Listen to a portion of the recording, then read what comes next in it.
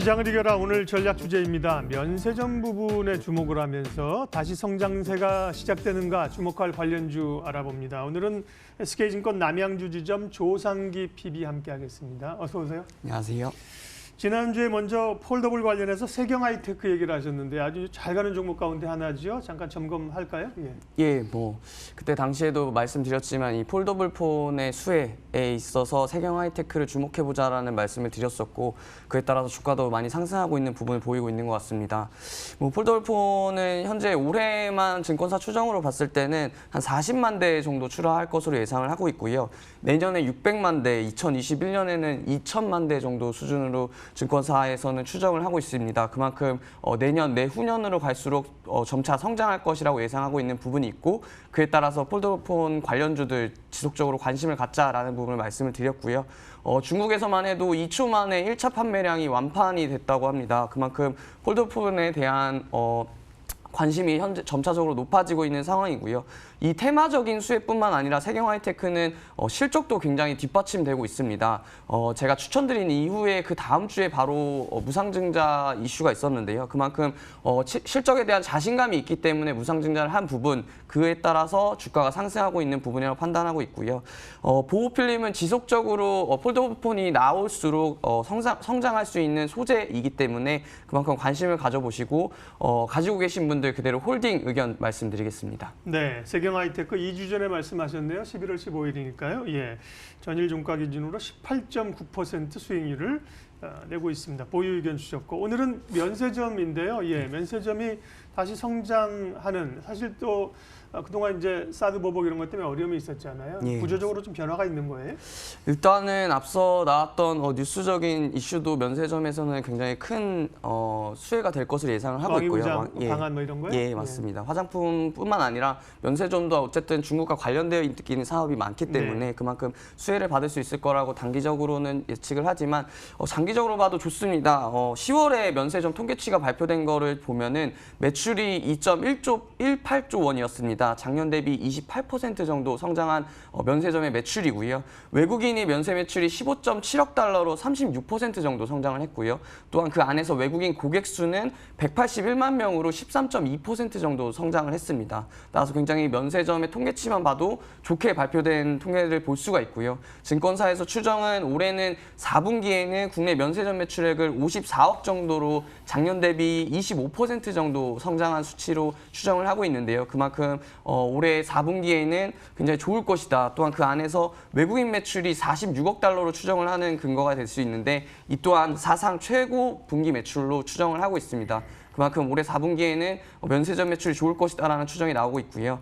2019년도의 시장 상황을 좀 살펴보면 국내 시내 면세점 환경은 간접적으로 그리고 점진적으로 중국 전자상거래법의 영향을 많이 받았습니다. 따라서 좋지 못할 것이라고 판단을 하고 있었는데 시내 면세점의 핵심 고객인 이 도매상이라고 불리는 중국 다이고상들의 구성이 중소형에서 대형으로 바뀌면서 이 재편되었던 효과가 조금은 긍정적인 영향을 미쳤다라고 볼 수 있을 것 같고요. 금년 1분기만 봤을 때는 중국의 중소형 다이고들이 해체가 많이 이루어지면서 안 좋을 것이다라고 봤었는데 대형 다이고의 전환으로 이어지면서 평균 10% 정도씩 상승을 해온 수치를 나타내고 있습니다.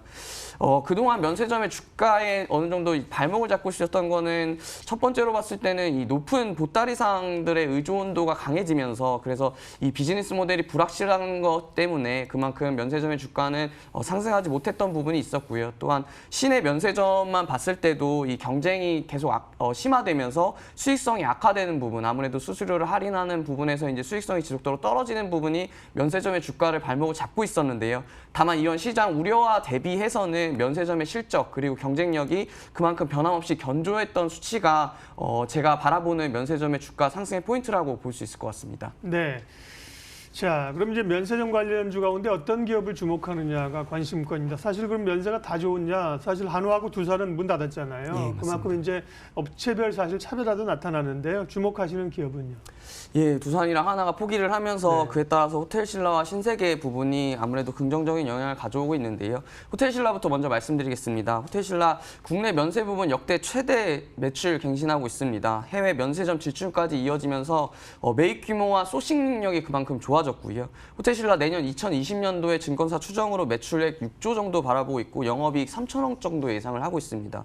매출액 성장률은 다소 둔화될 것으로 보고 있는 추정이지만 이미 국내 면세점 시장의 규모가 연간 한 25조 원 정도로 추정되고 있기 때문에 아무래도 기저가 그만큼 높아졌기 때문에 매출액은 둔화될 것으로 예상을 하고 있습니다. 하지만 이런 외형 성장보다는 이 수익성 회복, 영업이익 회복에 조금 초점을 맞추는 한 해가 될 것으로 내년을 바라보고 있고요. 두 자릿수 매출 증가와 동반된 이런 수익성 개선 부분이 확인될 경우에는 주가 상승 여력 충분하다고 보고 있습니다. 또한 추가적으로 미국의 1위 기내면세점 그 트래블 리테일 그룹에 한 1,400억 정도 투자를 하면서 이 선진 시장 중심의 글로벌 확대하는 전략이 국내 면세점뿐만 아니라 글로벌 진출도 이어지는 현상으로 나타나고 있고요. 중장기적으로 봤을 때는 투자 비용이 크긴 하지만 글로벌 사업의 이런 적자 개선 가능성도 판단되고 있기 때문에 또한 글로벌로도 좋게 보고 있습니다. 마지막으로는 이 기존 면세점 부지의 서울 1호의 그 한옥 호텔 건립을 허가받았습니다. 따라서 2020년도에 착공을 하고 2025년도에 완공 예정인데요.